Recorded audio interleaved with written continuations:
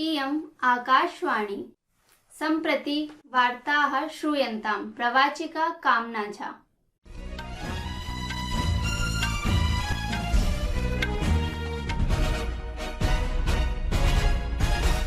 आदौ मुख्यवार्ताः। प्रधानमन्त्री नरेन्द्र मोदी बांग्लादेशस्य प्रधानमन्त्री शेख हसीना च संयुक्तरूपेण भारतसाहाय्ये प्राप्तानां त्रयाणां विकासात्मक परियोजनानाम् उद्घाटनं कृतवन्तौ। राष्ट्रपति पदासीन द्रौपदी मुर्मुः प्रवोचत् यत् लद्दाख क्षेत्रे आध्यात्मिक पर्यटनस्य व्यापकी संभावना दृश्यते। यूनेस्को इत्येतस्य संघटनस्य रचनात्मक नगरीय जालस्य नवीनतम सूच्यै अन्तर्गतं केरलस्य कोचिकोड-नगरं साहित्यनगरम् इति रूपेण, ग्वालियर-नगरं सङ्गीतनगरम् इति रूपेण च चयनिते जाते। थाईलैंड देशेन स्वकीय पर्यटन क्षेत्रं संवर्धयितुं भारतीय नागरिकेभ्यः पारगमन पत्र मुक्त प्रवेशस्य घोषणा विहिता। अपि च प्रधानमन्त्री नरेन्द्र मोदी अद्य नवदिल्ल्याः मेजर ध्यानचंद राष्ट्रीय क्रीडाङ्गणे एशियाई पैरा क्रीडासु भागं भजितैः क्रीडकैः वार्तां विदधाति।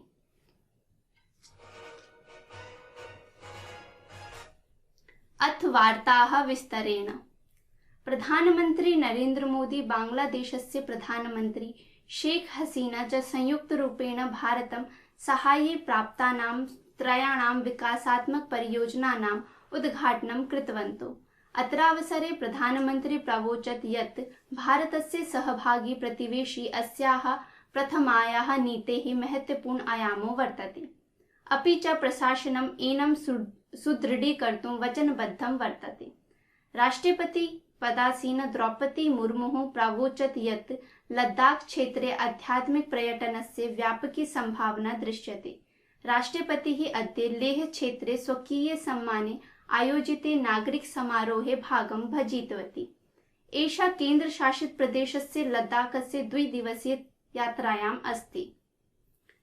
यूनेस्को इत्येतस्य संघटनस्य रचनात्मक नगरीय जालस्य नवीनतम सूच्यै अन्तर्गतं केरलस्य कोचिकोड-नगरं साहित्यनगरम् इति रूपेण, ग्वालियर-नगरं सङ्गीतनगरम् इति रूपेण च चयनिते जाते।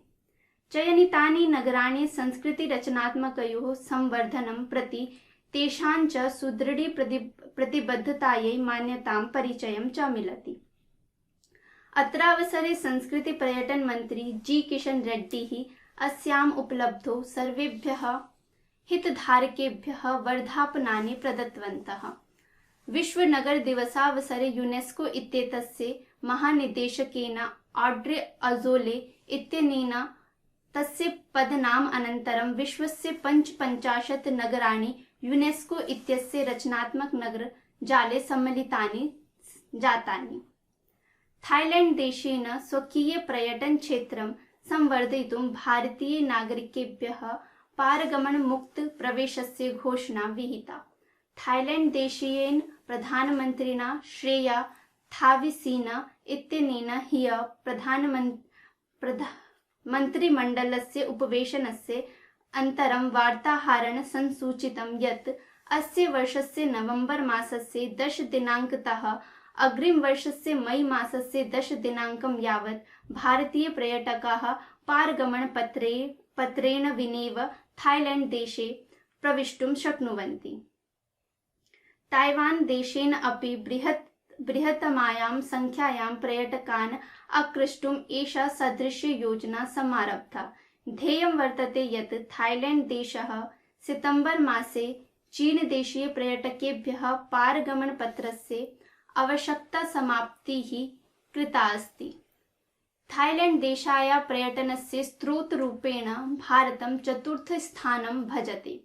भारतम् अतिरिच्य सर्वाधिक संख्या मलेशिया, चीन, दक्षिण कोरिया देशानाम् अस्ति, ये थाईलैंड देशे पर्यटकरूपेण समागताः। संस्कृतवार्तायाः संस्करणम् इदानीम् आकाशवाणीतः प्रसार्यते। सममेव अयं कार्यक्रमः आकाशवाण्याः अन्तर्जालपटले www.newsonair.com इत्यत्र अथ न्यूज़ ऑन एआईआर चलदूरभाषीय तन्त्रांशे अपि उपलब्धो भविष्यति।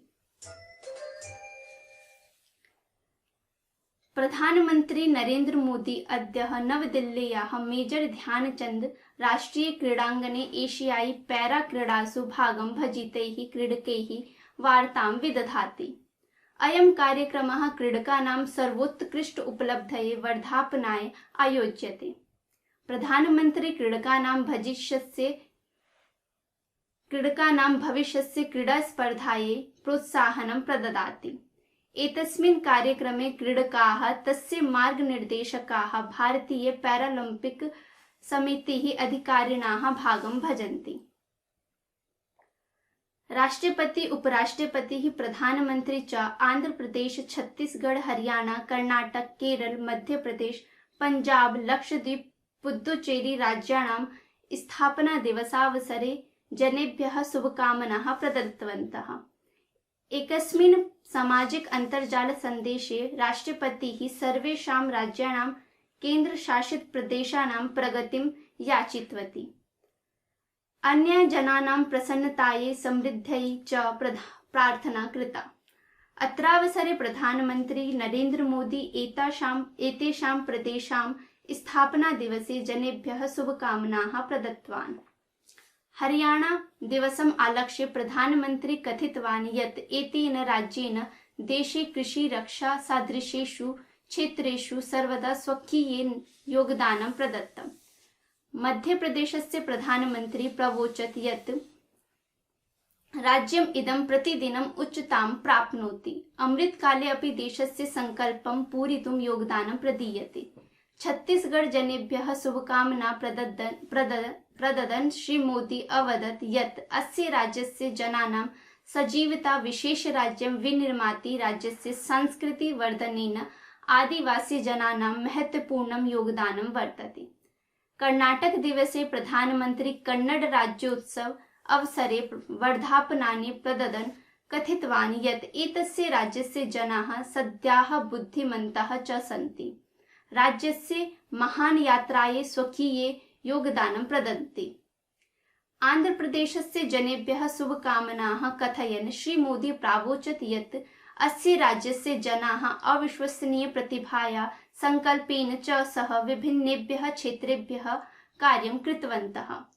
केरल पिरावि दिवसावसरे च प्रधानमन्त्रिणा राज्यस्य जनेभ्यः शुभकामनाः प्रदत्ताः। प्रधानमन्त्री नरेन्द्र मोदी शुक्रवासरे नवदिल्ल्याः प्रगति मैदाने इत्यस्मिन् विश्व खाद्य भारत त्रयोविंशत्याधिक-2000 प्रदर्शन्याः उद्घाटनं करिष्यति। त्रिदिवसीयस्य अस्य कार्यक्रमस्य आयोजनं खाद्य प्रसंस्करण उद्योग मन्त्रालयेन क्रियते। अस्य कार्यक्रमस्य लक्ष्यं भारतस्य समृद्ध योज्ये संस्कृते परिचयं वर्तते। आकाशवाण्याः समं साक्षात्कारे खाद्य प्रसंस्करण उद्योग मन्त्रालयस्य सचिवा अनीता प्रवीणः प्रोक्तवती यत् एतस्मिन् कार्यक्रमे 23 राज्याणाम् अन्येषां देशानां भूयो अपि 1200 प्रदर्शकाः भागं भजिष्यन्ति। सचिवायाः साक्षात्कारः आकाशवाण्या FM गोल्ड प्रवाहिकातः रात्रौ 9:15 प्रसारिष्यते। केन्द्रीय श्रम वृत्ति मंत्री भूपेन्द्र यादवः प्रोक्तवान् यत् कर्मचारी भविष्य निधि संगठनम् EPFO इति देशस्य जनान् सामाजिक सुरक्षां प्रदातुं विश्वस्य बृहत्तमं संगठनं वर्तते। नवदिल्ल्याम् अन्तर्जालमाध्यमेन संगठनस्य 170तमे स्थापना दिवसस्य अवसरे श्री यादवः प्रोक्तवान् यत् EPFO इत्यस्य उद्देश्यम् अत्यधिक प्रौद्योगिक्याः माध्यमेन सार्वभौमिकतां विस्तारितुं स्वहितधारकाणां सेवाप्रदानं सुनिश्चितकरणम् अस्ति। आदौ मुख्यवार्ताः पुनरेकवारम्। प्रधानमन्त्री नरेन्द्र मोदी बांग्लादेशस्य प्रधानमन्त्री शेख हसीना च संयुक्तरूपेण भारतसाहाय्ये प्राप्तानां त्रयाणां विकासात्मक परियोजनानाम् उद्घाटनं कृतवन्तौ। राष्ट्रपति पदासीना द्रौपदी मुर्मुः प्रावोचत् यत् लद्दाख क्षेत्रे आध्यात्मिक पर्यटनस्य व्यापकी संभावना दृश्यते। इति वार्ताः।